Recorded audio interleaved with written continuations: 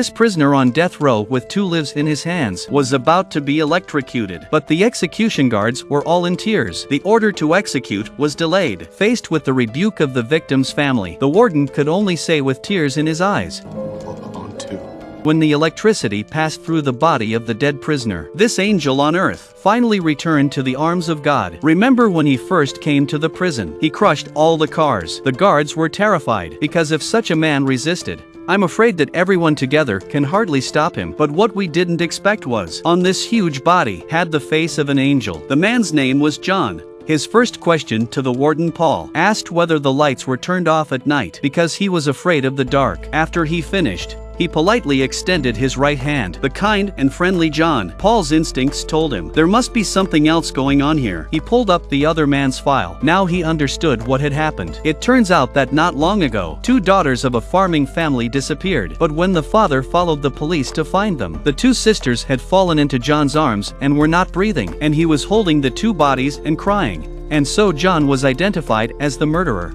But Paul thought there was something fishy about it, because he'd seen too many sick killers. But John looked different. He was a death row warden, but he believed in goodness. Whenever a prisoner was executed, he would have him taken through the green aisle, because he believed that a death sentence, it meant that the prisoner was about to atone for his sins. No more pain and suffering. Unfortunately, Paul did not get a good deal. He suffered from a severe bladder infection. Every time he went to the bathroom, the pain was so severe that he would sweat. Even in the middle of the night, he would wake up in pain. On this day, another prisoner came to the prison. Don't look at him with a dull face. But when the guards let down their guard, he instantly revealed his true form, strangled a prison guard in one go. Fortunately, his companions rushed to support. This subdued him, and Paul, after this excitement, directly fell to his knees in pain. At that moment, John in the cell called him to come forward. But the next moment, a miracle happened. The prisoner grabbed the guard. Then his hand went underneath him. The inmates screamed with excitement at this sight. But the next moment, something strange happened.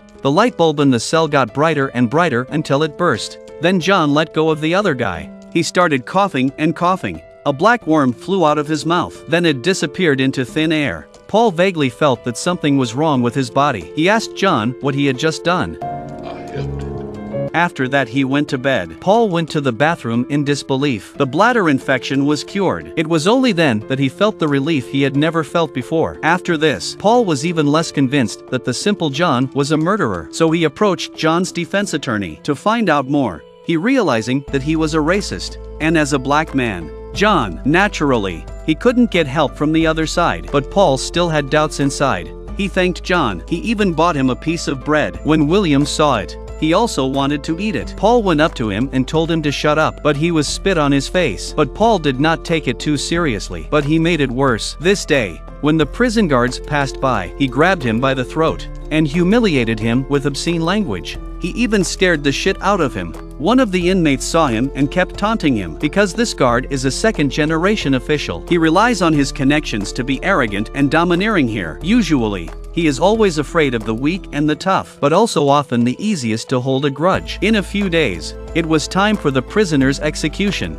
But the second generation of officials still have a grudge about the previous incident. So he deliberately did not wet the sponge and put it on the prisoner's head. After the electricity was turned on, the prisoner did not die at first. Seeing him screaming miserably, the crowd also noticed the anomaly. But it was too late, because now the execution is interrupted. The prisoner will suffer even more. In a few seconds, the prisoner's entire body was smoking. John seemed to feel his pain too, sitting on the bed and trembling. After the execution was over, the colleagues gave the official a good beating, but it did not make him feel the slightest remorse. That day, when Paul was reporting on his work, he learned by accident that the leader's wife had brain cancer. She is now very sick. The first thing Paul thought of was John. In order to cause unnecessary trouble, he took advantage of the night to sneak John out of the prison. The husband watched his wife kissed by another strong man, but he did not do anything to resist. But just then, the wife's mouth began to glow. She began to spit out an unknown substance. The next second,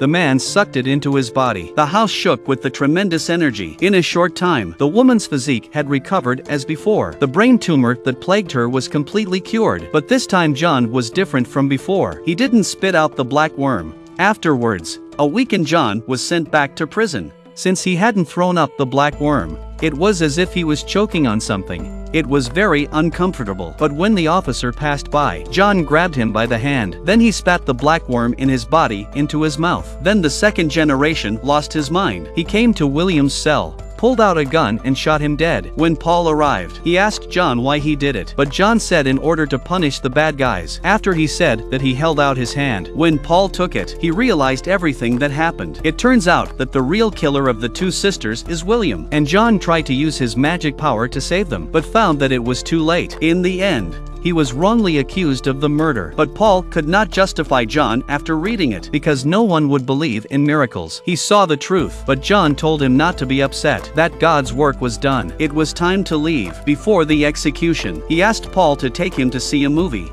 It was his last wish. Soon it was time for the execution. John asked that he not be hooded, because he was afraid of the dark. The guards shed tears at this. For the first time, they wept for a prisoner. Paul walked up and held John's hand again, just like the way they had first met, as a final goodbye. Then, with tears in his eyes, he gave the execution order. As the electricity passed through John's body, everyone couldn't hold back any longer. The angels had come to save the world, only to find that the place is full of demons. In the end, he left in disappointment, and Paul quit his job. 100 years later, Paul is still alive and healthy, watching the death of his loved ones one by one. He sees it as a divine punishment to make atonement for the angels he had strangled.